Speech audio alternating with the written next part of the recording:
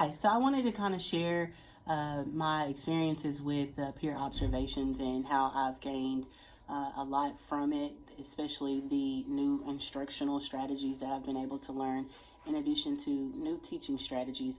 The classroom management has been very good in some of the classrooms, and I've learned different ways that I could handle certain students or being able to address different behaviors in a different manner. It's helped me to have different techniques that I could use or different strategies. And in the classrooms, like during the peer observations, I've been able to see a lot of different instructional strategies based on the instructional model. Those strategies have consisted of teachers using engagement strategies. They reflected very good engagement, and they focused on keeping the students engaged and keeping all of them in, like having 100% buy-in, and moving the students from not just whole group instruction but small group instruction to where they could easily monitor students and make sure that they are staying on task. And some of the engaging games that they've used is something that I could implement in my classroom as well. And I did notice that with some of the classrooms, they were building relationships and they would do some discussions. And in one classroom, what stood out is that they have like a half circle, and all the students are contributing their feedback.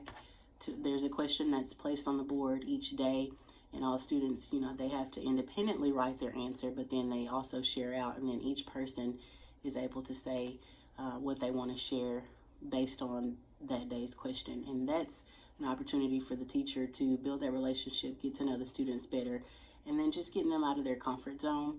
And then the teacher also, that rolled into implementing the rules and procedures, because that teacher also stated, hey, these are the expectations.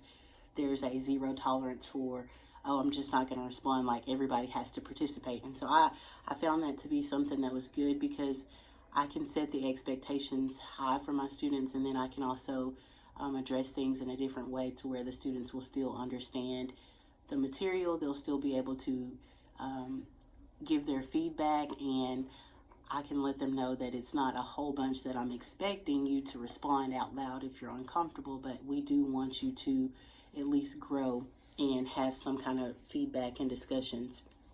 And then there was another class where the teacher stated, it was immediate addressing it. And this reminded me of the instructional model, because it was more of a, do we need an SOP for that? And by addressing it immediately, the student was able to reflect and know what was, wrong with the behavior, or how they could have done things differently. And so that was also in line with communicating high expectations. So that was another way that the instructional model was used. The objectives were on the board. The learning goals, when asking students what they were working on, students knew exactly what they were doing.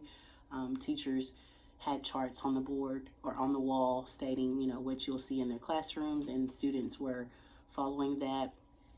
And there were some teachers that were using assessments, and the assessments were, when talking with the teachers, they were assessments that they did in their grade level, and making sure that the student, or content area, sorry, making sure that the students were on target.